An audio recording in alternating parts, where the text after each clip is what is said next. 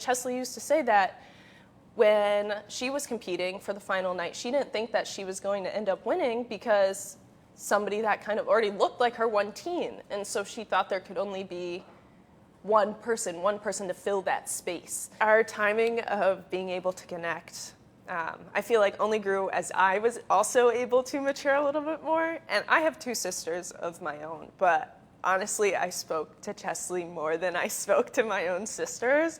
I feel like we were so much alike. I feel like we were the same person, just in different fonts. And so she always encouraged me to be the best version of myself. And she was always my #1 cheerleader, and I could just call her whenever. She used to always send pizzas to my apartment randomly to make sure I was like eating, because I was in college and I was a broke college student.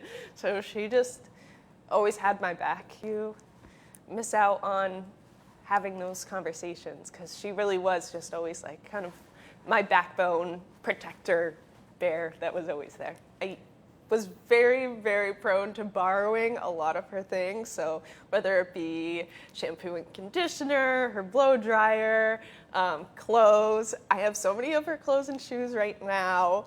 And she would just let me borrow anything that I needed, because she knew that like I have a chaotic mind. I was never fully all together. In her bedroom, she had a whiteboard that had like affirmations and like a checklist of things to do on her day-to-day. And it would change occasionally, but the one thing that I knew always stayed on there was be a good role model for Kaliegh.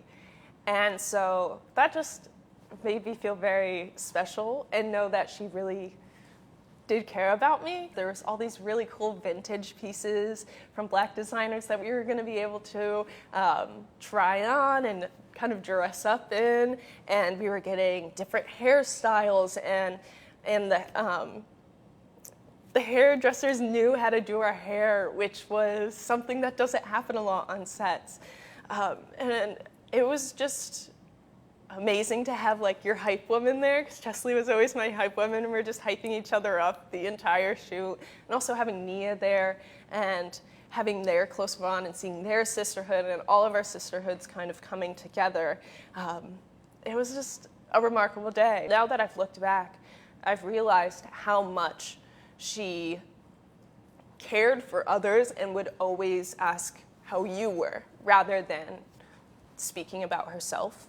And she always just made everybody feel that they were important, because they were to her. And she would give me advice on anything I needed, whether it be personal or professional with work, because she knew what was going on. She worked here at Extra. She kind of had that knowledge that I was still trying to gain, and she was willing to help anybody with anything, because she had so many talents. Her impact on me personally will be when somebody asks, like, how are you? Making sure you ask back, how are you as well? But then also being sure to tune in onto what other people are experiencing as well. We just need to be kinder, take a little bit more time to ask, how are you back? You can be successful and have all of these things, but that does not mean that everything always has to be okay. And I think that shows us that it's okay, as cheesy as it sounds, it's okay not to be okay.